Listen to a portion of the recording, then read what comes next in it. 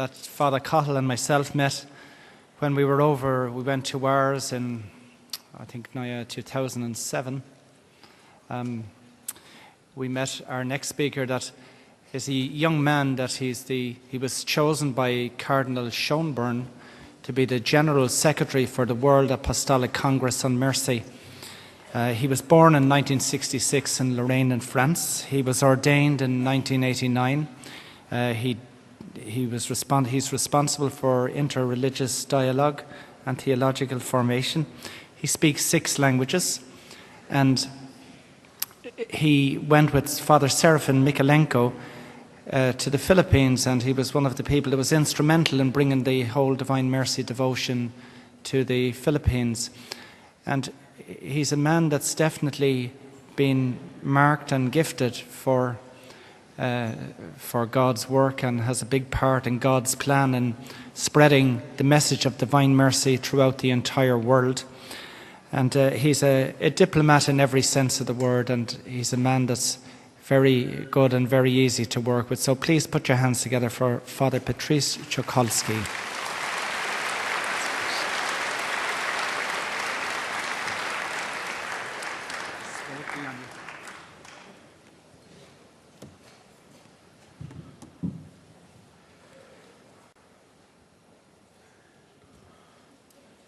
I'm so happy to be here in the country of my saint patron, Patrick. It's very popular here, Patrick.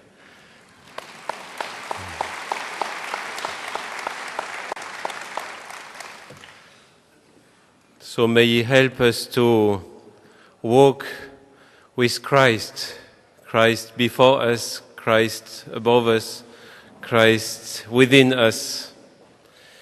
This is sure, this is what John Paul II experienced in his life.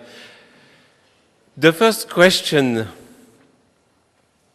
we may ask ourselves is why and how did this great man, John Paul II, Karol Wojtyła, get involved in the mystery of Divine Mercy? So we will try to understand how he got involved. He wrote it in his last book, Memory and Identity, in the year 2005, the year of his death. So this is a biography, an autobiography of himself, and he describes the way he discovered the importance of Divine Mercy for the present world today.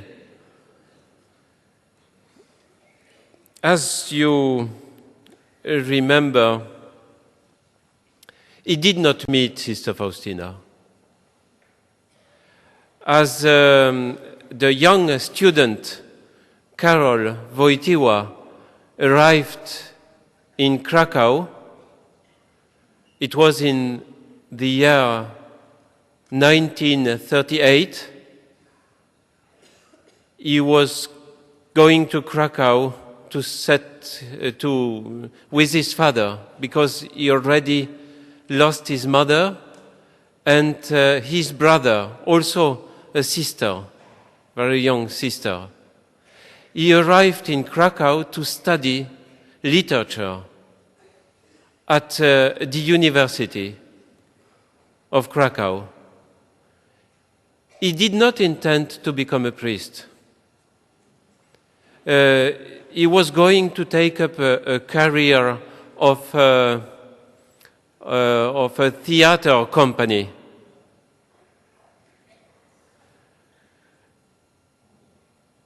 And he was studying at the university. Sister Faustina died 3 days before his coming to Krakow with his father. So they did not manage to meet each other. How did he get involved in this mystery of Divine Mercy? Well, year 1939, beginning of the Second World War, Nazi troops invade Krakow and Poland, and they will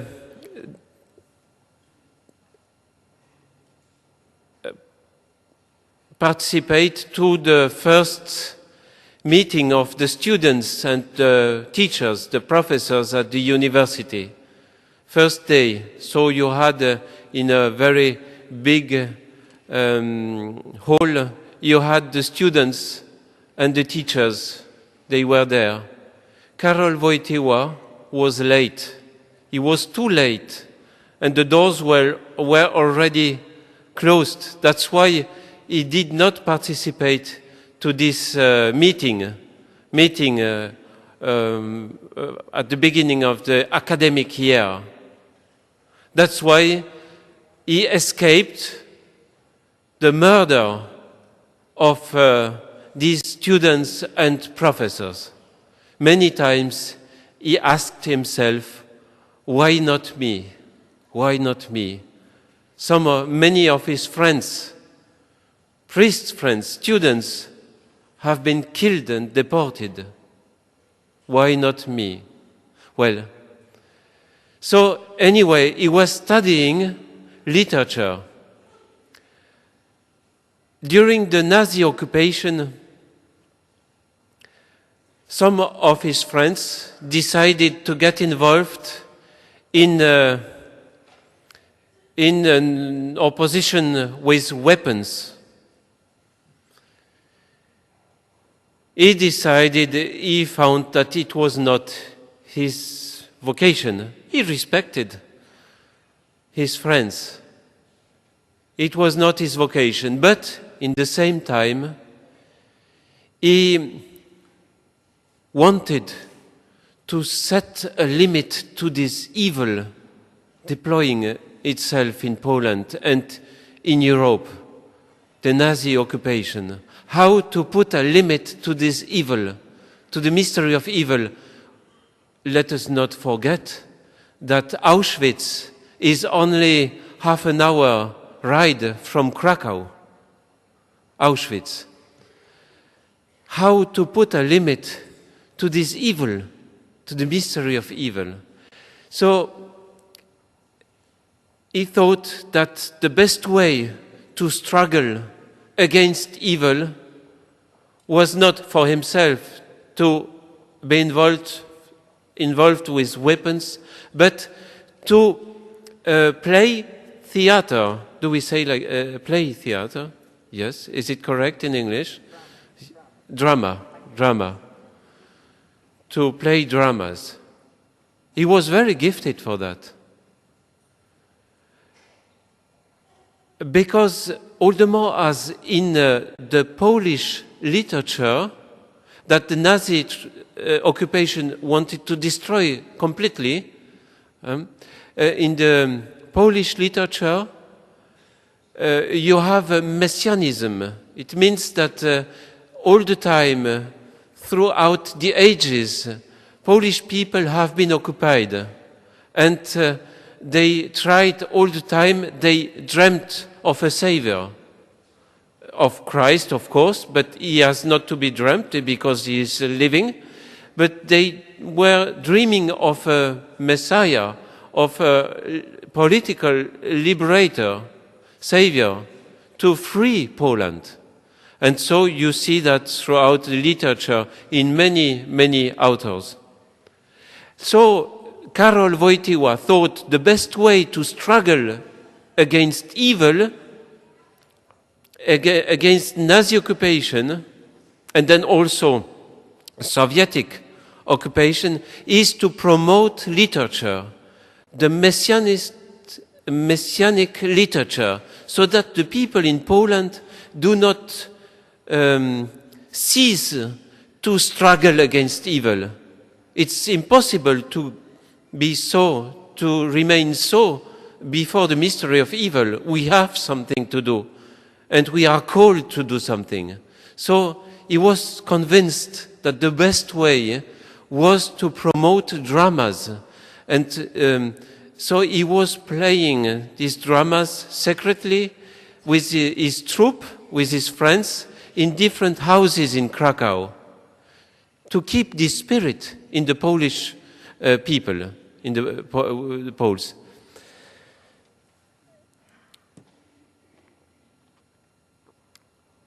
Then, during the Nazi occupation, he also had, as a student, he had to work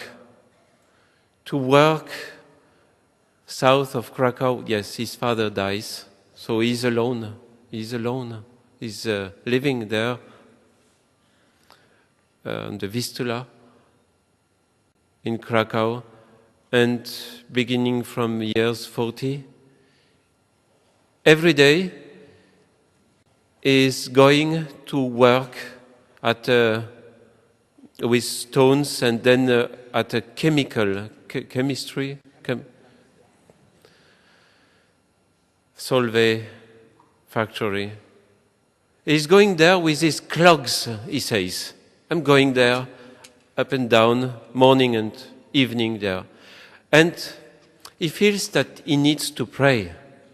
So he will stop every day on his path to his home. He will stop at a monastery, a convent he sees along the way. This is the convent where the sisters of Our Lady of Divine Mercy are living, where Faustina has been living, and where she is buried. Well, he is praying, so he stops there, stops also in the cemetery, and he gets to know about Faustina's spirituality through the sisters, through the people visiting the place. And what is Faustina's spirituality? It is very deeply rooted in the Bible. Romans chapter 11, struggle against the evil with good deeds. Do not fight evil with evil, but fight evil with goodness. And as our bishop said this morning, with unconditional love. Unconditional love. You can see that very clearly in a movie about Carol, the man who became a pope. It's very, very clear. He was answering bad deeds with goodness. So in a radical way that even some of his friends, priests, he's not a priest at the moment, but they will not understand. They will say that he is ingenuous, that he's dreaming. Sometimes it seems that we are ingenuous when we struggle against evil with being always good, unconditionally good. And so, going up and down to his work, he stops every day at this convent. And every day is getting deeper in this spirituality of Jesus as divine mercy, Jesus as the face of goodness, unconditionally. He writes in his book, Memory and Identity, it was as if Christ was entering the history of Europe to change it from inside. And he understood every day more that taking Jesus' hand, the hand of this man, this face, living unconditionally of love, that he would become like him. He would become merciful like him, and that he would set a limit to the mystery of evil. I will not answer evil by bad thoughts or bad works or bad feelings. I will answer evil by good thoughts, good deeds, good feelings. And he tried to take up these feelings unconditionally. I want to be like Christ. In these very years, he discovered his call, his vocation to become a priest. He renounced to his career for dramas, theater. He thought that it was for him the best way to struggle against evil, but he discovered a better way for himself, to become a priest, to become like him, like Christ, and to become in his body, in his being, a limit to the mystery of evil. So many Jews witnessed about John Paul II, you remembered. But remember, visiting Israel, some of them told him, I am witness, you saved me as a Jew, you saved me. You bought for me a ticket to the United States to save me. I was almost dead at the railway station in Krakow. You were the one who saved me. He became in his body, in his life, in his face, he was radiant of the goodness of God, unconditionally. And so he discovered that that was the way to fight against the mystery of evil, very concretely in the daily life and even in these different social situations. He became priest, he became a bishop, and even among the brothers, bishops, some of the bishops said, he's dreaming, Karol Wojtyła is dreaming, that he may do great things only through mercy, through unconditional love. Is it possible? Is it possible?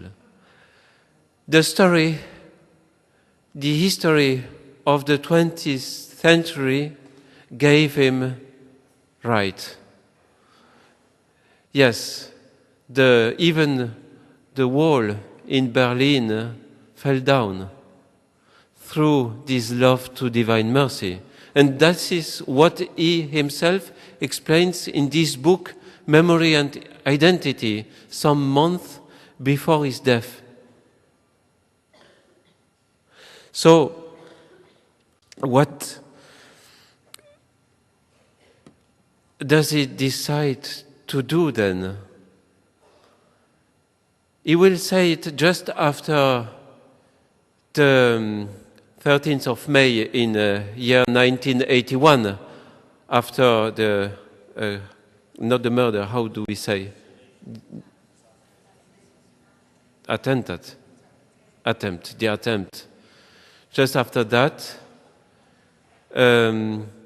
hearing the first visit he decided to make in Italy, it was not foreseen in the schedule. He went to Collevalenza, the place of the shrine of the merciful love in Italy, Madre Speranza.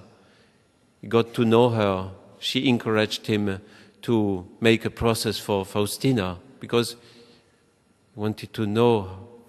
She was also a nun living of the spirituality of the merciful love. He went there and said very officially, Divine mercy shapes my ministry as a successor of Saint Peter. Divine mercy configurates my personality, my mission. Christ, merciful Christ, before me, behind me, on my right, on my left, within me, and He will transform me all the time. is the end of my life, the finality of my life. He is the one, the only one. And so the Holy Father is more and more convinced that when we have difficulties in our life, when there are troubles, when we are faced to the mystery of evil, we have to get in a very intimate relationship with the Divine Mercy, with Christ as Divine Mercy. Just after the 11th of September, he decided to go to Krakow for the last time you remember, the 18th of August, year 2002. Just after the 11th of September, he decided to go there. And being in Krakow, on his last pilgrimage to Krakow, his last visit, he had this huge, very huge people, 2 billion people at his Mass, 2 million, in Łagiewniki, in Krakow, and he called the universal church to the Divine Mercy, saying, it is not my call, it is the vocation of the church according to the gospel. This is the root of the gospel. And so he was writing in Dives in Misericordia, the whole church should be more aware and more motivated by the mystery of divine mercy in its whole mission, in its life. So from Krakow, speaking of new evangelization, he said the paradigm of evangelization is divine mercy. Is divine mercy. The key for new evangelization is divine mercy. May all Christians, all Catholics become like Christ, merciful, as he is merciful. This is the unique key of a true new evangelization. And further, calling the universal church from Krakow to the mystery of divine mercy, he said it is my dream. He said it in another way, but this is the way. This is my dream, that the parishes, the dioceses in the world, that they may reformat, as we do for hard disk in our computers, that they may reformat the pastoral programs of the parishes, of the dioceses, of the associations, of the congregations, reformat these plans with divine mercy as paradigm. Why? John Paul II, all the time so clever, was convinced that in our time we need new ways to struggle against evil, as we experience not only political evil when you have an occupation like the Nazi or Soviet one, but also economic evil. The whole world, in Ireland too, especially Ireland, Spain, France, all over Europe and the world, how to fight against this, to put a limit to this evil. I was at a very interesting congress in Rome 2 weeks ago, presided by Bishop Cancian, who is the official coordinator for the Bishops' Conference in Italy for Divine Mercy, and presided by himself, a young bishop, and by Cardinal Barbarin. And there were interesting lecturers. One of them was an economist. And he was explaining how the spirituality of divine mercy could change now our way of our economy today in our world. To set a limit to evil in economics. Also, and this is the way I discovered the importance of divine mercy through interreligious dialogue. I am born in France. I never heard of divine mercy or Faustina. Trying to find my roots, so one of my grandfathers was a Pole, and so I tried to find my family there. I studied 1 year of philosophy in Lublin, not in Dublin, but in Lublin, in Poland. And some of my friends invited me to discover Krakow, Faustina, and Divine Mercy. Well, I discovered, as a matter of fact, I was somehow interested in the spirituality, but then my theological studies in Italy, Divine Mercy vanished a little bit. Well, I forgot. I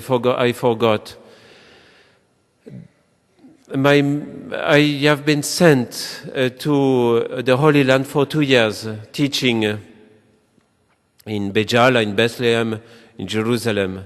And there, divine mercy returned in my soul, in my heart.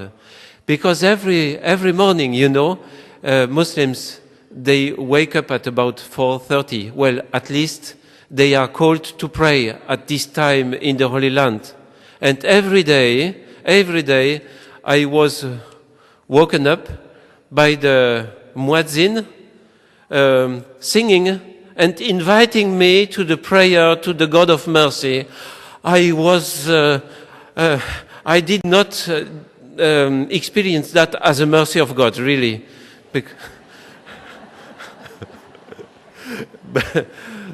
But every morning at 4:30, the muezzin was calling me because I was waking up to the divine mercy, telling me, remember of the God of mercy, the very merciful, twice, very merciful, very tender Allah, God. Oh. And it was during the first Gulf War. So we were trying to find ways to speak with the Muslims, with the Jews, with Christians, and with everybody. And so we discovered that a very good way to have meetings with other Christians, first of all, with Jews and with Muslims, was to discover the mercy of God in our traditions. Of course, it's different, but we speak of mercy. Every religion feel called by the God of mercy. And it was very interesting. We had very, very spiritual meetings, and so very rich for peace and for a new kind of solidarity. This is the way I rediscovered the divine mercy in my life. I will finish now. So, you see the importance, how divine mercy could be important in our world, also between religions. But also, as we see in our life, in my private life, I see that the mystery of evil is present, and that I need somebody somehow to put a limit to this evil in my life. As a baptized, I see that the mercy of Jesus, his Son of light and love, manages to put an end to my difficulties. So I understand also, we can understand why John Paul II invited the whole church to discover again divine mercy. It is also, and we must accept this, it is also, most of all, the more we open our doors to Christ, to merciful Christ, the more He will put a limit to our evil within the church. Yes, we see that in the book of Revelation. 7 bishops, 7 churches, only 2. The Lord likes only 2 of them. So it's a good percentage, 2 on 7. It means that we have to face this mystery in our communities, in our churches, in our parishes. And divine mercy is to help us, to hand in hand with Christ, to put an end, to put a limit to the development of evil. So this is, divine mercy is really a message. More than a message, it is an inspiration, it's an engagement for our time. Yes, really.